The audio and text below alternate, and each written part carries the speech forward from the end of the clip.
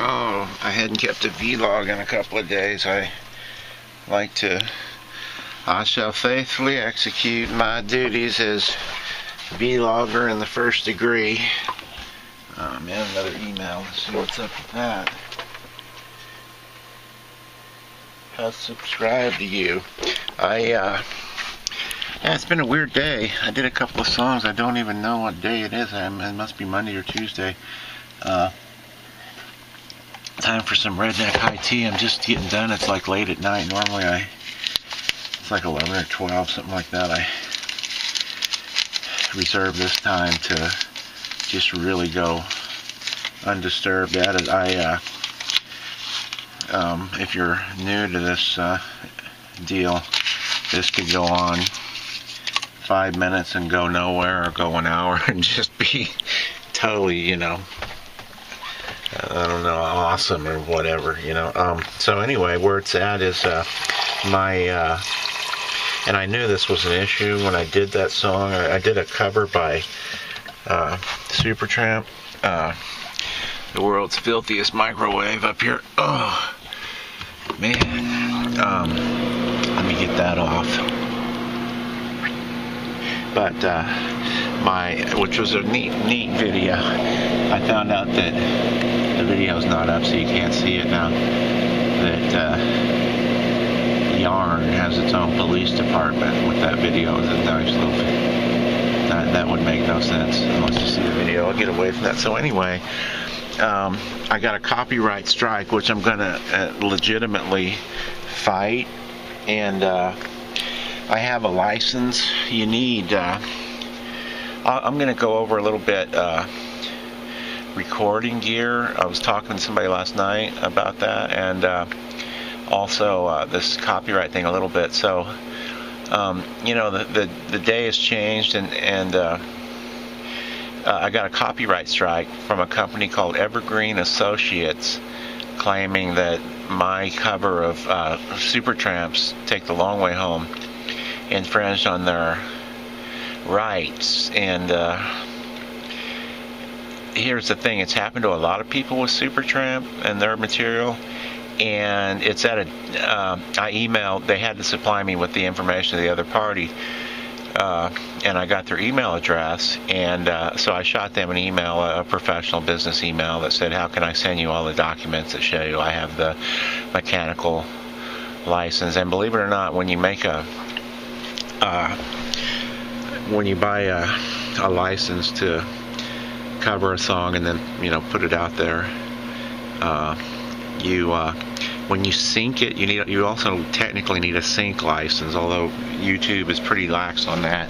I mean, I took a couple of years. I had to take a couple of years of copyright law in school. I'm still not fully as up on it as I should be, and things have changed. So I've got all the licenses I need. Now I'm trying. The video will probably be back up, or there'll be some snafu and they'll nuke my whole site, and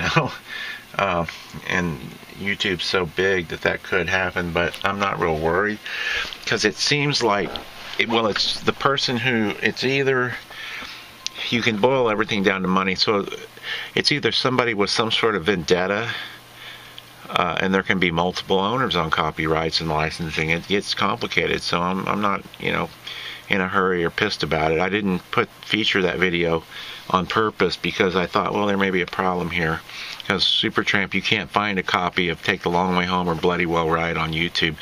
But this is a cover. It's not their content, it's their intellectual property. But anyway, let me be more succinct here. So I need some Mountain Dew to make this redneck high tea. That's scalding hot tea with a dash of Mountain Dew poured in there to cool her down. Gives you all the sugar, caffeine. Redneck high tea. Get it at your local market now.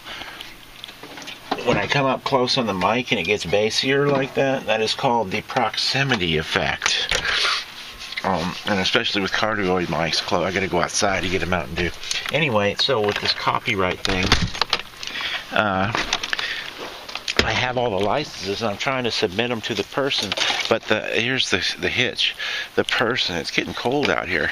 I keep my drinks outside because I don't have room in there. the person who, and it leads me, I don't even want to speculate, but it sort of leads me to believe that the artist himself may be behind it. They've went to great lengths to hide their identity, who's ever behind this company, Evergreen Publishing, and a lot of people think it's a phony company. I don't think it's a conspiracy. It's probably a phone. I set up, not phony companies, you set up sort of one company and then limited liability companies in an umbrella underneath them for a lot of different reasons. But Super Tramp Management claims they know nothing about it. I think I may leave that open. Fresh air. So anyway, somebody's went to some lengths to hide their identity, and I can, if I challenge this, which I'm just waiting for them to email me back tomorrow during business hours. I sent a very nice, professional, courteous letter where do I submit my documents to show I have the licenses, to all the licenses, by the way, to do this. And if it's a case of multiple copyright owners, even if Supertramp and Roger Hodgkin himself, or I think that's his name, would love for you to be able to cover his music, there could be record companies, many, like 3, 4, 5, who bought packages that included all the money is made in copyright and music and publishing. Always, if you're going to sign somebody a record deal, the first thing out of your mouth is, so who's handling your publishing? You try to get their publishing. That's where the money's made. So anyway, there could be multiple owners and one pissed off owner. There could be a lot of things. So anyway, somebody's hiding behind that. It's either a pissed off record company or just somebody. That's the problem with YouTube too. Could be somebody at random just bullshitting around. You don't know. That's one of the problems. But the cool thing is, the bottom line is, in the legal jargon, if I and I'm going to challenge it most likely for the hell of it. And it was a neat video, a real nice cover too. I'm going to challenge it. There's like a bug, or a huge bug over there. But here's the bottom line on all of that. If I challenge it, they'll put my video back up, and whoever this Evergreen Associates is actually has to physically sue me, take me to court, and win to get it taken down again. So, it's looking like there's something shady about the whole deal. It's just curious and annoying. And in this modern day, one thing about copyright, here's the thing. Radio, we always used to hear stuff for free and tape record off the radio. Internet, same deal. What paid for radio? Advertising. And we're in an era of where artists, it could be Hodgkins, the guy from Supertramp, I think it's Roger Hodgkins, or is his name. He's got to be pushing 70 now, so he may be stuck in another era and be doing this himself, but anyway, whoever's doing this, all Supertramp stuff is taken down everywhere. Hundreds of people complaining about it all over the place, and the thing is with YouTube is that when you see an ad, and I didn't just upload a copy of I can understand being a little pissy about uploading a copy of Breakfast in America. That is a huge bug. But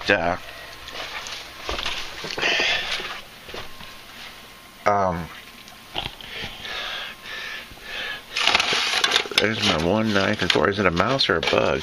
Same size. So I can understand being pissy about that, but this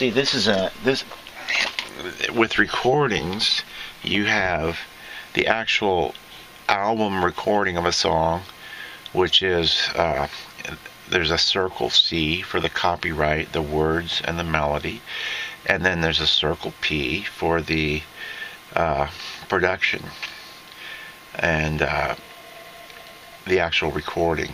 And some even go C, P, and circle R. Anyway, somebody's hiding behind a name, and it's either a legitimate company, the band themselves, somebody who's pissed off at them, and thinks they have a claim to their, which happens a lot in the music industry. Somebody thinks they should be making money off of that forever, and an ex-record company. So it's one of those three, but it's annoying. So yeah, there's that.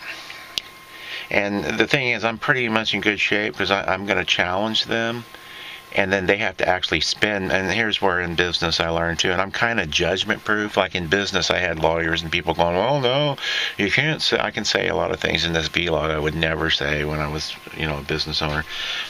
People would be saying all the time, "No, you can't say this, and you can't do that, and you go watch when you go here and do this." And I had the same answer for everything. Well, things are going great, and it always was usually, but would have liked to have said more in business. Your people will tell you, always everything's great, never put anybody down or attack anybody, everything's fine. And so that was my answer, it looks good publicly. In this, I can say whatever the fuck I please. Same people spam me at the same time every day. Some of these people don't understand. It's like, I don't mind once, twice, 2, 3 times, but every day. The people that I contact will be contacted once if they're lucky, and that's it in their lifetime from me.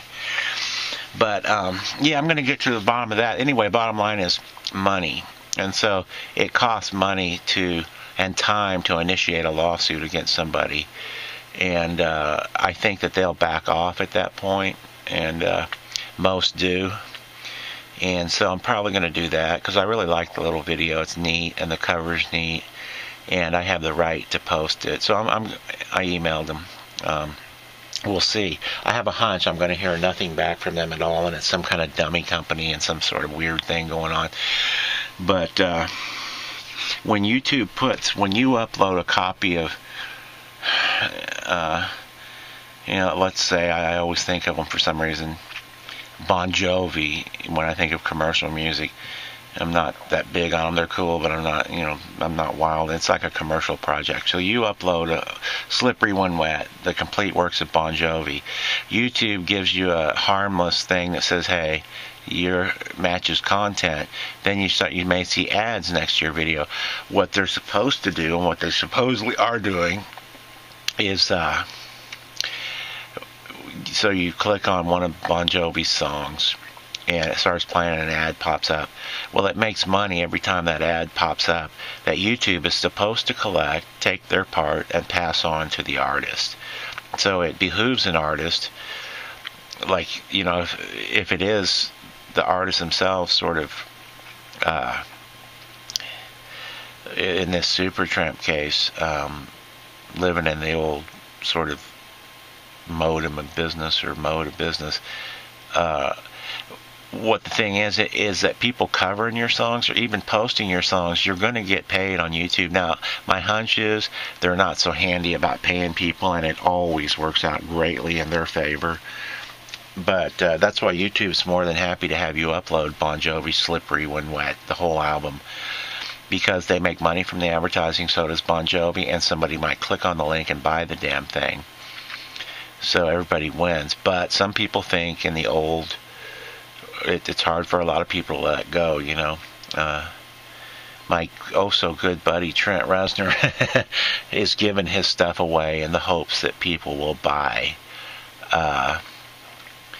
the merchandise and go to a live show and buy, what's he call it, a deluxe item, a deluxe 9 Inch Nails item. So we'll see. So there's that. Now, I'll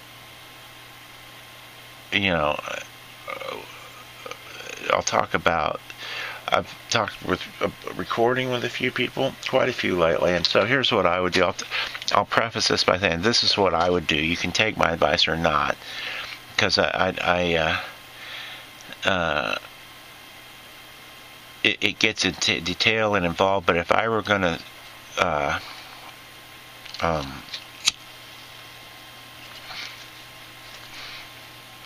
buy some gear to record some music, as I'm doing now, what I would do is this, okay?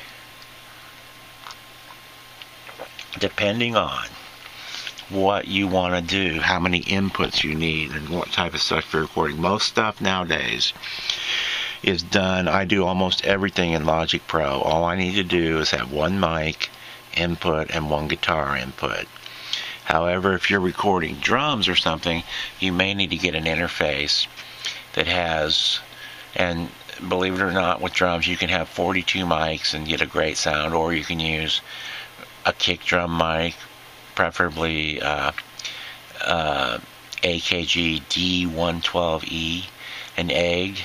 You need a special mic for the kick drum, a stereo pair of overheads, and just 3 mics is fine.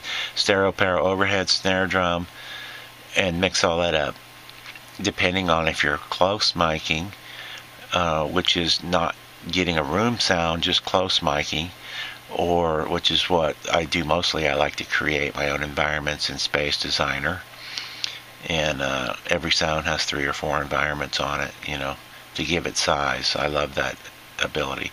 So the mic is very, very close to the source without the room getting into the picture.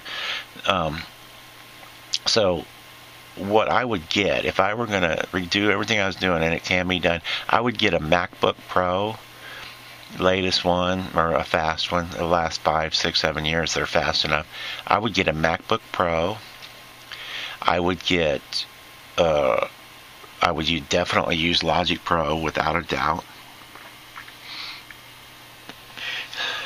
I mainly use Logic Pro as software, and the Waves plugins for compressors, compression, limiting, and it has tons of built-in compressors that are fantastic too, as well as effects. Anything you can imagine is there. So I would get a MacBook Pro.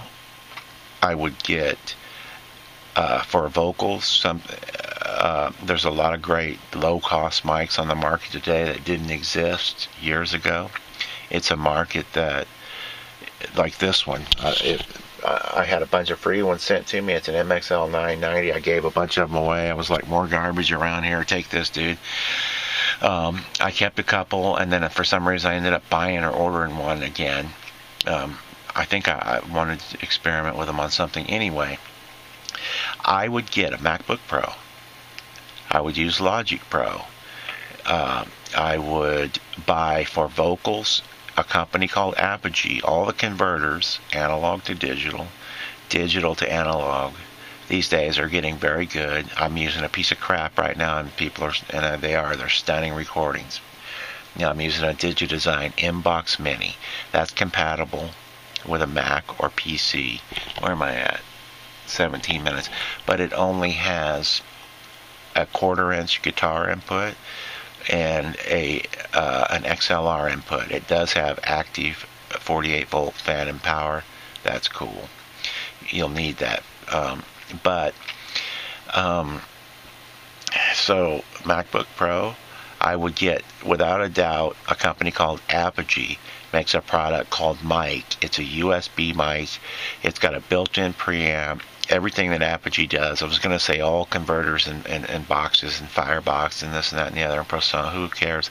Apogee's head and shoulders above all the other companies. It's pricier, but they're head and shoulders above everybody else in quality.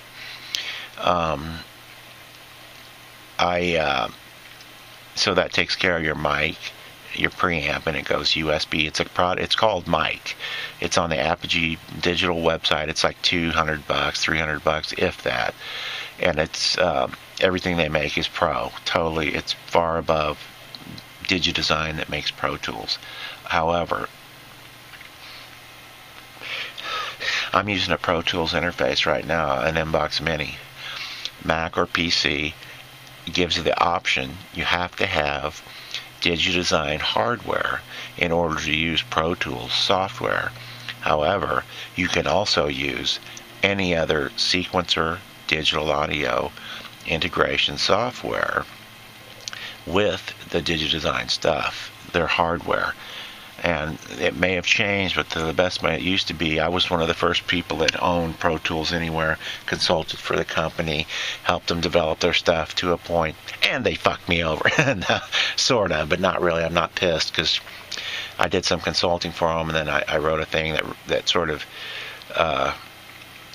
redesigned their entire product line, and did it, at a very low cost, and they actually followed everything that I had written on that recommendation list, and it's now a $1 billion company, huge, great stuff. I'm not pissed at them, but I should have got in there, some sort of money in perpetuity or something, because it really did take their product to the next level,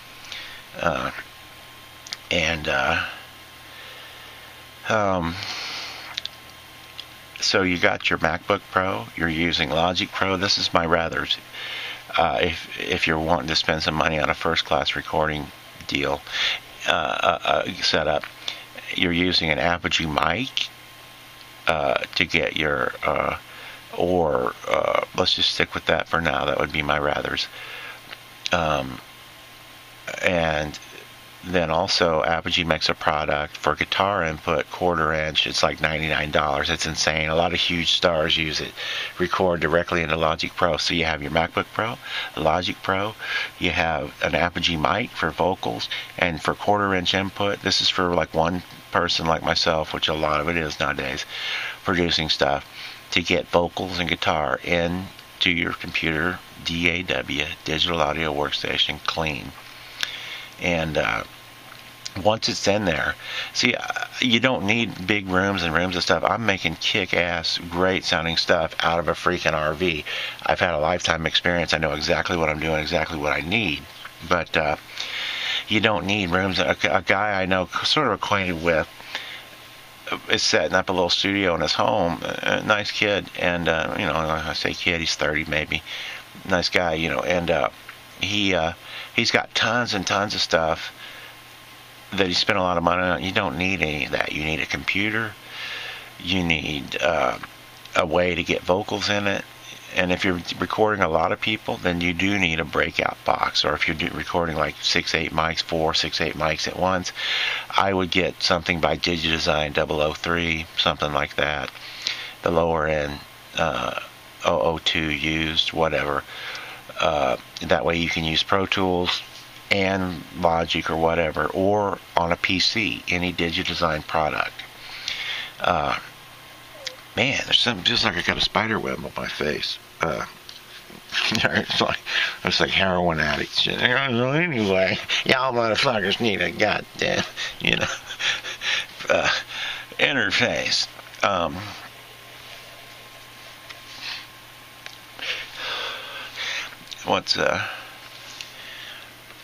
I was trying to think of my Christopher Walken imitation. I'll do that one another time. Wow. So, once if I get my stuff in clean to the computer, everything takes place in the computer. All mixing, all mastering. It's digitized. It should be recorded at 24-bit, 48K. You can go all the way up to ridiculous amounts of sample rates. Not really any need. Bigger files, more choke, and less compatibility. There is some audiophile use for that stuff. Not really necessary. I work at 24-bit, 44.1, and that's fine for high quality stuff. So, as far as monitors, I'm just using these. Happen to be made by, and there's like cigarette butts on them and shit. But they happen to be made by Altec. I would definitely use a 2.1 monitoring system. That is a woofer and 2 speakers, because I'm able to. I have like Dyne Audio, and I actually left a $25,000, really $30,000 speaker setup abandoned in a garage when I left Los Angeles. Don't need them. I've had a lot of experience, and but with this kind of setup, once you're familiar, a 2.1 monitoring system, cheap one of some kind, get familiar with it. Learn how Led Zeppelin sounds on those, and when you're mixing, constantly refer back to the thing that you want your project to be as punchy as and sound like, and keep twiddling knobs until it gets there. That's basically it. Where am I at time-wise? 24. So yeah, we'll see with this Super Tramp thing, and I think that basically, if I call their bluff, they don't have the money to sue me, and even if they do, that's kind of the good thing about being in the position I'm in. They call it judgment proof when you're pretty much broke. It's like, so sue me, But most people won't even. They won't even go to that trouble. The only danger is my whole psyche get nuked. Do I give a shit? Kind of, not really, sort of, yeah. But I'll weigh those options. And yeah, I mean, recording, for me, this is what I would do. You can follow my advice or not. I don't want to hear from anybody, well, you told me to get this. Do your own research. But if I were going to record today, I would buy a MacBook Pro, an Apogee mic, and an Apogee, I think they call it $99. It's a 1/4-inch guitar input. You can't miss it. You can't remember the product name. I would get that. And a set of 2.1 mixing speakers, 1 woofer, 2 satellites. And I'm missing a lot of stuff, and I'm not being really thorough. Let me see if I can think of anything else. And the main magic takes place in the mix. And I said it the other day. I mean, I got a complaint from somebody.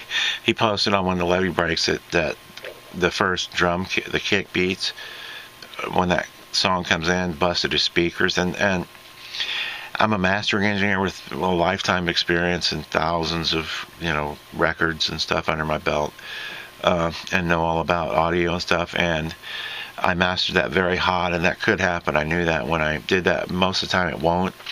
And one of the reasons I did that, there's a thing called the volume wars going on, where when your song comes on and it's really punchy, it sounds better, people respond to it better, and they usually have their volume a little bit down. I mean, it's mastered professionally, it doesn't distort, it sounds great, it's just really hot. I compressed and limited that low end signal to where high enough. Sorry, dude. But these kids, what got me sort of doing, and I've always known how to master really hot professionally. It's always a good idea to get nice and hot. There's a thing called the volume wars going on. There's this guy.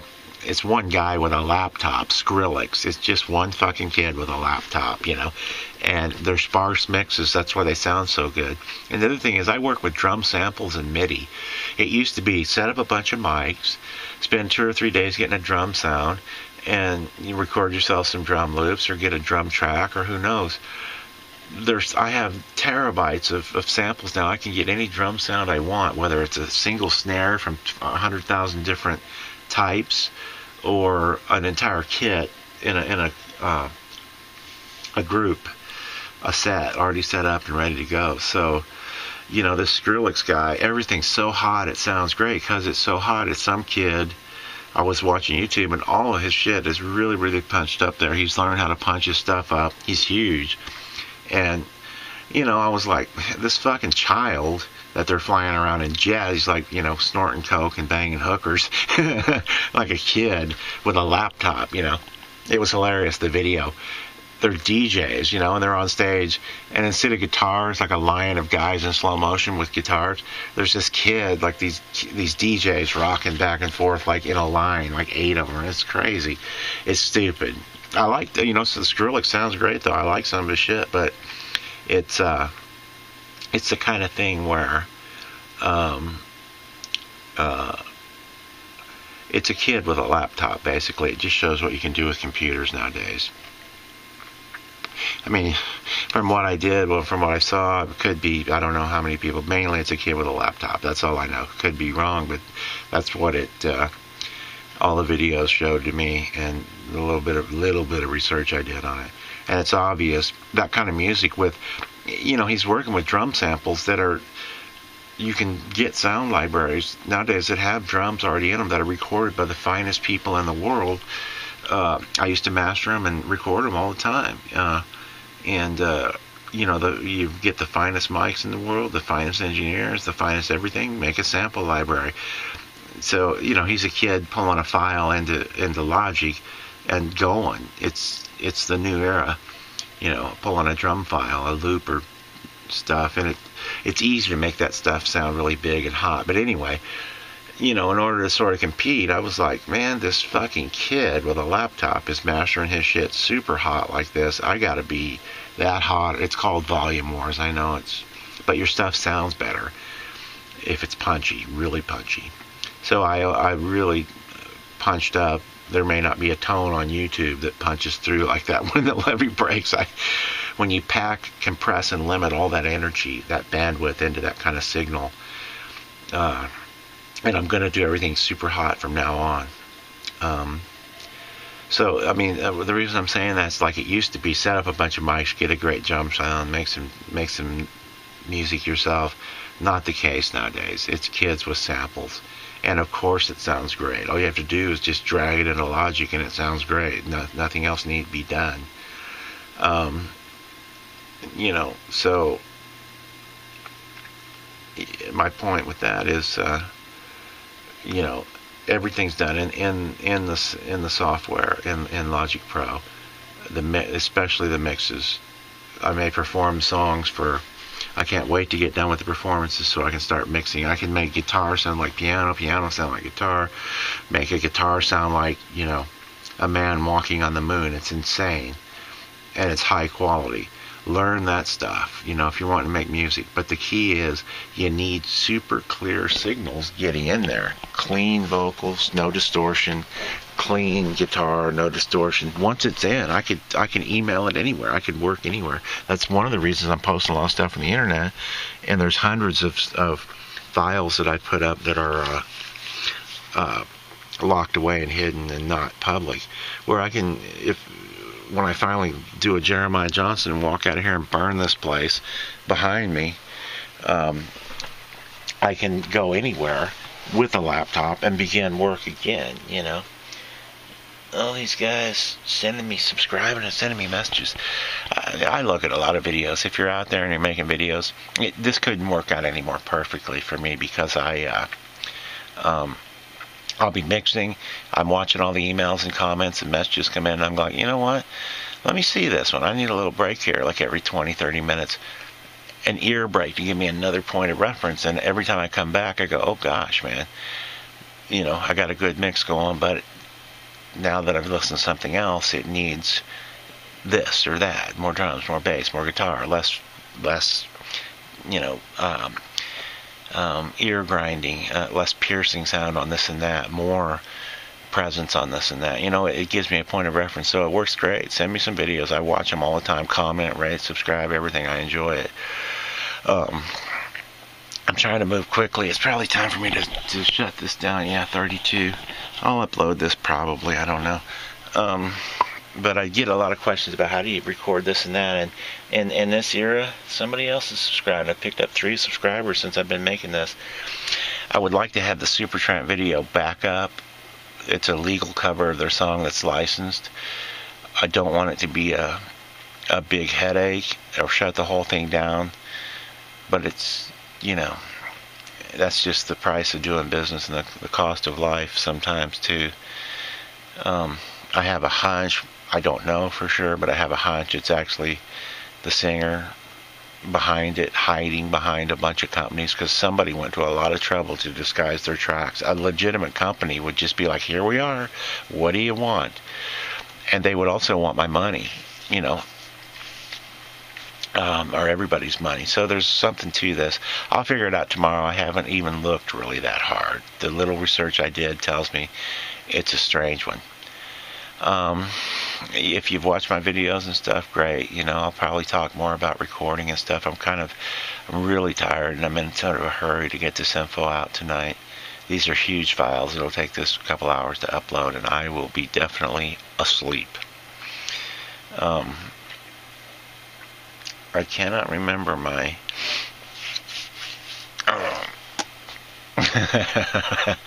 I sometimes do a great Christopher Walken. That's not great, actually. It's stupid, but it sounds cool. but I can't think of the Chris Walken thing I was going to end with. It's funny. I've been pissy kind of a little tonight. I'll do pissed off rapper ending. It's always there on YouTube. They're doing an interview or something, and they got to like grab the mic, smash it, and throw it down when they quit. It goes like, "Yo, peace out, motherfuckers."